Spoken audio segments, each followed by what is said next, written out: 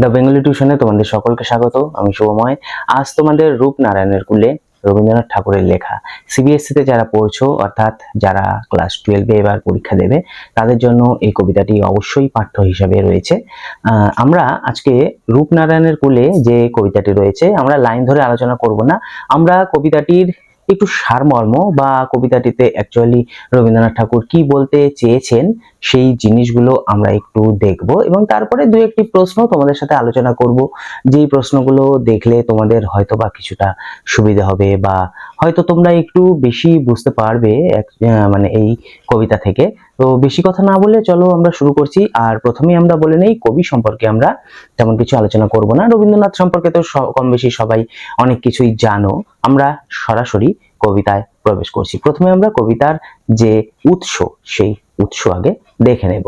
রূপনারায়ণের কুলে এই কবিতাটি কবির শেষ লেখা কাব্যগ্রন্থ থেকে নেওয়া হয়েছে, বা বলতে পারো শেষ লেখা কাব্যগ্রন্থের অন্তর্গত।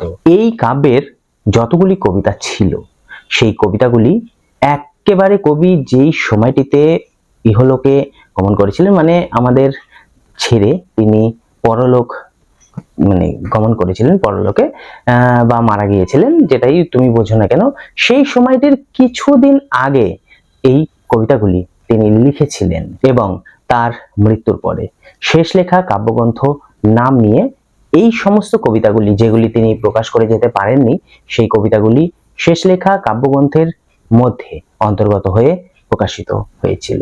আর সেই কারণেই এই সমস্ত কবিতার নামকরণ কবি নিজে করে যেতে পারেননি। কি করে করবে? কবি তো আগেই মারা গিয়েছিল। কবির মারা যাওয়ার পরে এই কবিতাগুলি প্রকাশিত হয়েছিল, যার ফলে কবি এগুলির নামকরণ খুব একটা দিতেই পারেননি। নামকরণ না করেই তিনি মারা গিয়েছিলেন। শুধুমাত্র কবিতাগুলিকে তিনি সংখ্যা দ্বারা চিহ্নিত করে গিয়েছিলেন, 1, 2, 3, 4 এইরকম সংখ্যা দ্বারা তিনি চিহ্নিত করে গিয়েছিলেন। আমাদের এই আলোচ্য রূপনারায়ণের কুলে যে কবিতাটি রয়েছে, সেই কবিতাটি শেষ লেখা কাব্যগ্রন্থের 11 সংখ্যক কবিতা। মনে রাখবে, অনেক সময় আসেও যে এটি কত সংখ্যক কবিতা কাব্যগ্রন্থের, সব সময় মনে রাখবে এটি 11 সংখ্যক কবিতা। এই যে রূপনারায়ণ, আমি যে বারবার বলছি রূপনারায়ণের কুলে, এই রূপনারায়ণটি কি? রূপনারায়ণ বা রূপনারায়ণ এটি একটি নদীর নাম। দ্বারকেশ্বর এবং শিলাই নদী, দুটি নদীর একত্রিত হয়ে এই রূপনারায়ণ নাম হয়েছিল। কিন্তু তোমরা যদি ভাবো যে রূপনারায়ণ এই কবিতাটিতেও এই রূপনারায়ণকে নদী হিসাবেই ধরা হয়েছে, তা নয়।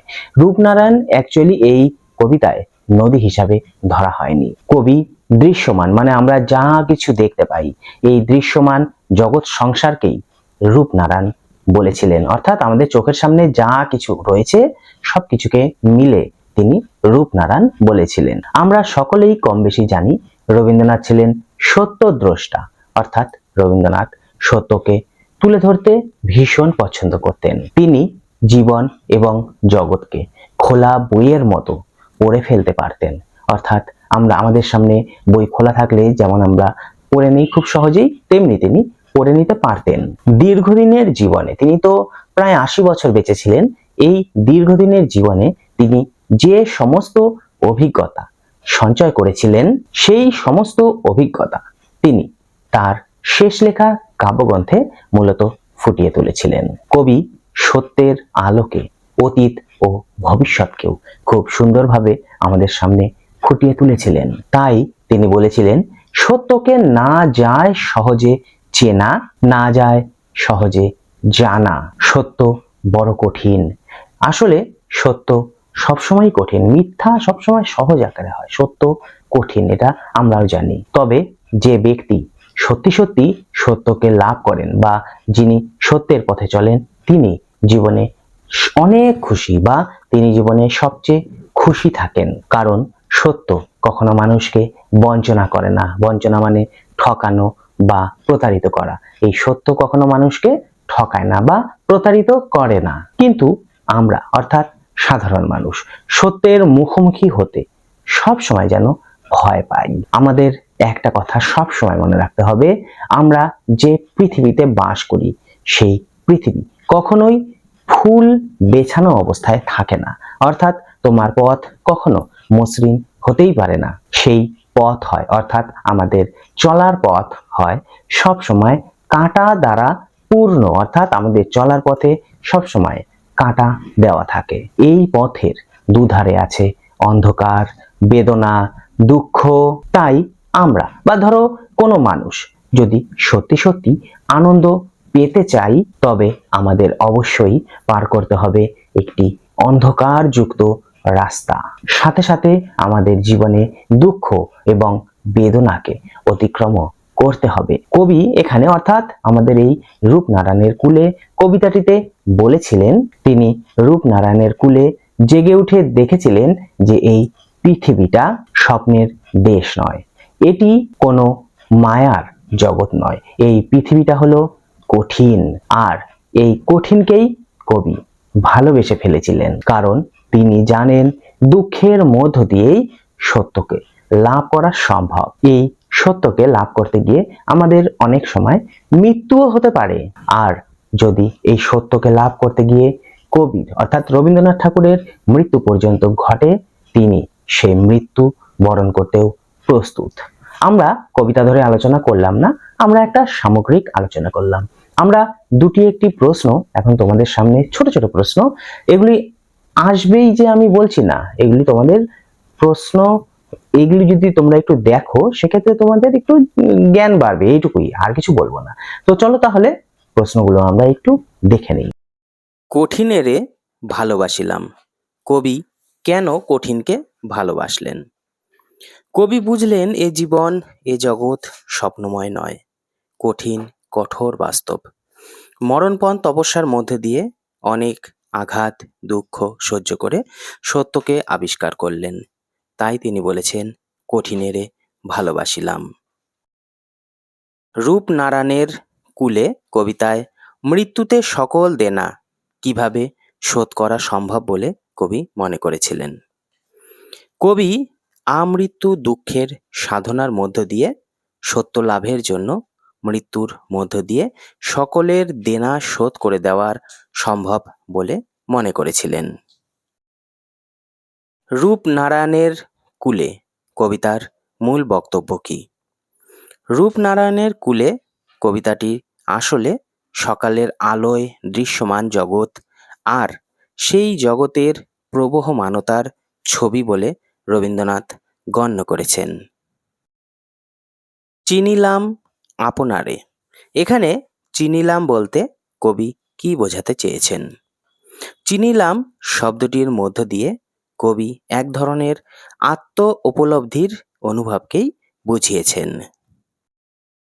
রক্তের অক্ষরে বাক্যবন্ধটির তাৎপর্য কি?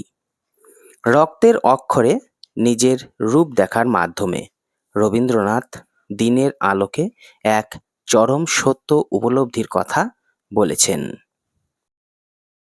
এ কখনো করে না বঞ্চনা, সে কেন বঞ্চনা করে না? এখানে প্রশ্ন 6 ভুল করে উঠে গিয়েছে। কঠিন সত্য যেহেতু মায়ামায় স্বপ্ন বা কুহেলিকা নয়, তাই সেই সত্য কাউকে মোহে আবিষ্ট করে বঞ্চনা করে না। জগৎ স্বপ্ন নয়, কেন জগৎ স্বপ্ন নয়? জগৎ শব্দের মধ্যে প্রকারান্তরে প্রাণের লক্ষণ থাকায় এ জগৎ স্বপ্ন বা অবাস্তব নয়। মৃত্যুতে সকল দেনা শোধ করে দিতে, কিভাবে মৃত্যুর মাধ্যমে সকল দেনা শোধ করা যাবে? মৃত্যুর পর আর কিছুই থাকে না, তাই মৃত্যুর পর কঠিন সত্যের কোনো ভূমিকা নেই, এই অর্থেই কবি কথাটি বলেছেন। আমৃত্যু দুঃখের তপস্যা এ জীবন, কেন এ জীবন দুঃখের তপস্যা? আমাদের জীবন প্রবহমান, জীবনকাল অতিবাহিত করার সময় নানা প্রতিকূল অবস্থার মুখোমুখি হয়েও আমরা স্থির লক্ষ্যে এগিয়ে যাই, তাই এ জীবন দুঃখের তপস্যা। সত্যের দারুণ মূল্য লাভ করার উপায় কি? সত্যের দারুণ মূল্য লাভের একমাত্র উপায় মৃত্যুকাল পর্যন্ত দুঃখের তপস্যা রূপ জীবন ধারণ। আমৃত্যুর দুঃখের তপস্যা এ জীবন। কবি কেন এ কথা বলেছেন? কবি জীবনকে তপস্যার রূপকল্পে দেখেছেন, যার সঙ্গে যুক্ত হয়ে আছে আমৃত্যু দুঃখ। তাই কবি এ কথা বলেছেন।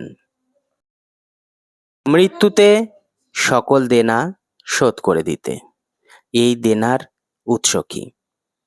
রবীন্দ্রনাথ ঠাকুর তার রূপনারায়ণের কূলে কবিতায় দেনার উৎস হল জীবনের সত্যের দারুণ মূল্য লাভ।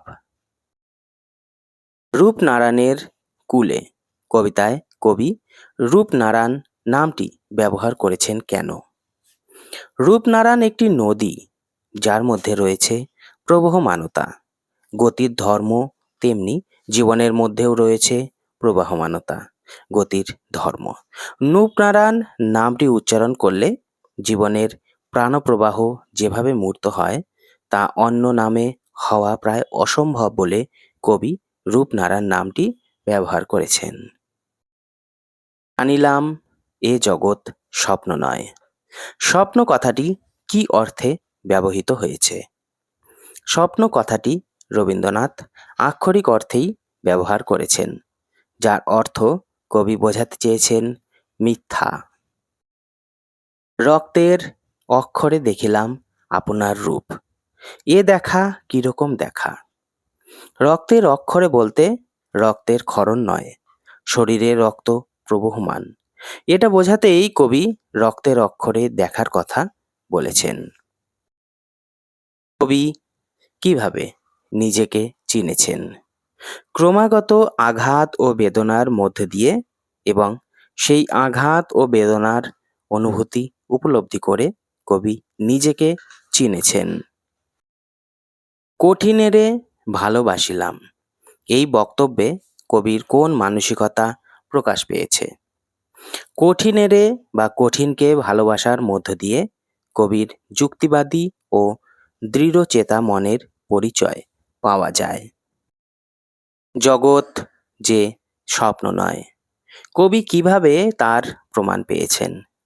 জগৎ শব্দটির মধ্যে চলমানতার ইঙ্গিত বর্তমান। কবি ঘুম থেকে জেগে উঠবার পর নিজের চোখে যা দেখেছেন, তাতেই তার মনে হয়েছে এ জগৎ স্বপ্ন নয়।